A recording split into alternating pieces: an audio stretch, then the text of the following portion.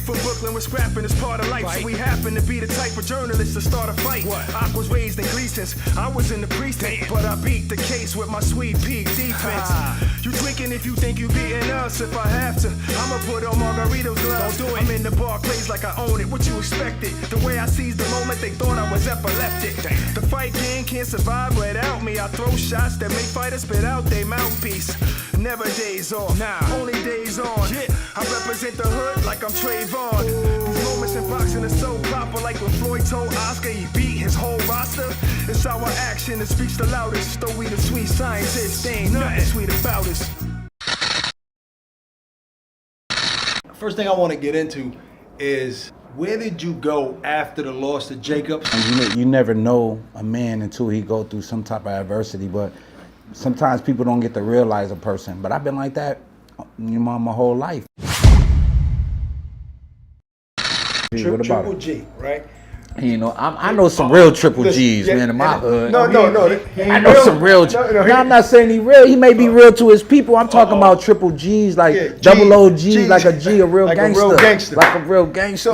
But it's for a while, people couldn't say triple G without intertwining you in there, because you were a middleweight that had the size, the power, the length to be able to compete with Triple G. That even Abel Sanchez, I know I go at him on social media at times, but even him, he said, listen, I think that Kid Chocolate would be his biggest threat. This is before your fight with Jacobs. So that was all over social media, boxing sites, Triple G. After that loss, then people were saying, there's no way that Pete could ever be Triple G now. How do you feel about that guy? Man, I feel really highly of him. He's doing what he's doing to inspire his people. But I think, being like a Kazakhstani white dude or whatever we want to call him, is just an easy way for people to be racist in this sport. You know what I'm saying? Right. From a guy that's like coming out, he coming here to make his money and going back to his country and spending that money. What about the American dudes here making all this money? Won't you support them? What about the American story? What about the opportunity our country give? We don't got none of them people supporting that, man. And I don't hate on them, because it'll be almost sound like I'm a hater coming up here hating on him.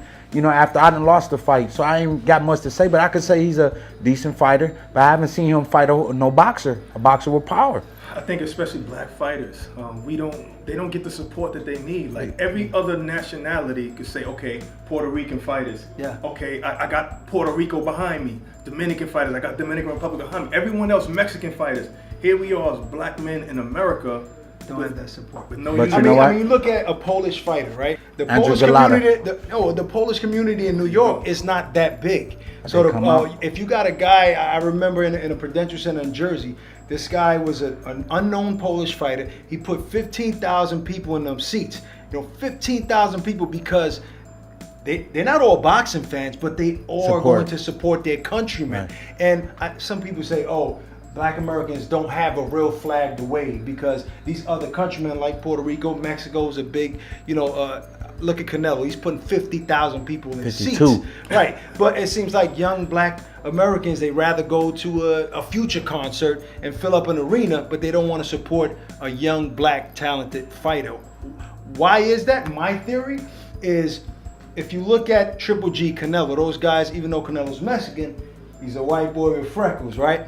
And clean cut, well spoken, and it seems like those guys are popular, but the only black American fighters that are popular are guys that act obnoxious, like hence Adrian Broner. Now, I like Adrian. I'm not saying he's a good fighter. I know he's battling with a bunch of stuff, but it seems besides Floyd, he's the most popular American fighter. But the only time you see him is when he's doing something wrong. Well, it's because that kind of, our culture is built on hate. You know what I'm saying? A lot of people want to see him lose, so that's why they support him. You know what I mean? I think it's not enough money and rotation for black people, to be picking and choosing who they want to support. They can't support Future and Adrian Broner at the same time. It's not enough money out there. So I think all around it's got to do with some money. You know what I'm saying? For me, it's like, I think even in our culture, you get fame confused with money. It's not, because I didn't seen a lot of chicks with a lot of followers. Then you go to their crib, they don't got no furniture. Yeah. What were you doing in their crib? No, I'm talking about before I was married. Okay. We know. But like I said, it's just all about manipulation. People see people with a lot of support. And is it really that you can put those people that supporting you in those seats? How do you turn all a vagina down? Speaking of women and going to people's apartments, it takes strength, right? Yeah. I mean, especially since you've gained some success. Yeah. How do you do it being a married man? Man, it's a challenge because the temptation don't come, like it was before. It's carved to me now. Boom, it's carved to my situation, carved to my life. You know what I'm saying, man? I just have to keep God first and remember the first sign of knowledge is fearing the Lord. You know what I'm saying? So I fear the Lord, and I feel convicted often, even when I think dirty. You know what I'm saying? So I want to avoid those feelings and tell myself where I come from and where I'm trying to get. I commend you for even wanting to live that life publicly.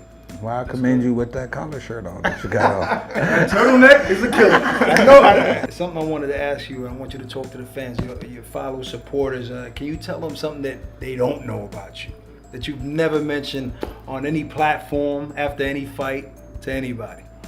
I mean, I pretty much tell a lot of people. A lot of people see a lot of my life, but I probably would go in hiding after I retire from boxing and go be with my family, because I have to sacrifice so much time not being around them. So I want, after I retire, to be able to spend time with my family. And I don't want to, when I retire, I don't want to come back. I want to do it like Lennox Lewis did, and keep to my word and not have no money problems. So that's why a lot of guys come back to fight, is because they have money problems. I'm trying to find that lifestyle that I can live and be comfortable, happy living with. I like to fish.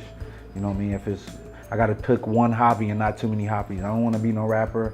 I had a chance to be I got a movie coming out for this. I wanted to talk about that. It's the movie about Vinny Pants. Yeah. So I got that movie coming out, and media, I started thinking like an actor. Yeah, and you're playing Roger Mayweather. Yeah. So that's pretty good. But I think that's where you get it confused. Is like, what I'm saying? Sometimes an opportunity may come, but that don't mean that's what you are. So don't mean it's your opportunity. I believe Lennox Lewis was the first fighter they offered $100 million to make a comeback. Exactly, to make a comeback, and he turned it down. Yeah, man. I mean, that's because what sense does it do for a man to gain the whole world before forfeit his soul? A lot of dudes do that. Do you notice a lot of guys that sell their soul go up to the sky with money, fame, and all that? You know what I'm saying? When they sell their soul, what sense does it do for a man to gain the whole world but forfeit his soul? You know what I'm saying? So I think a lot of people forfeit their soul to get up to the top. So let the fans know, the fight fans know, when is Pete going to be back in the ring? Do you have a date in mind? Have you and Al had a conversation and you said, you know what, Al, I'm ready to fight. I want to be on this card. What's the situation? I had a couple of dates passed by, August, and then, we thought we was going to get back there in December, but, Al is just trying to make sure my mind is right and focus on it. So that's what we're doing right now. I'm building up myself. I'm looking to expect myself to get back in there around like January, February. That's what I'm shooting for. That's why I'm training every day. I don't got no trainer with me. I'm just taking it one day at a time. Are you saying goodbye to the middleweight division and moving up to 168? You may see me fight at a catchweight just to see where I'm at. This is going to be my first fight with Virgil. We're going to see we're going to sit down at that round table and come up with the best ideas. So the possibility of you fighting Triple G is still it's still there. There's still conversations. I don't know. Triple G is used to taking guys coming up 2 weight classes and not being able to fight a catchweight at 165. You know what I'm saying? He might not want that. No, I mean, I think that was on the table with him and Ward. That's why Ward moved up in weight. He was willing to meet him at 165. You know what I'm saying? There you have it, folks. Look out, January, possibly February.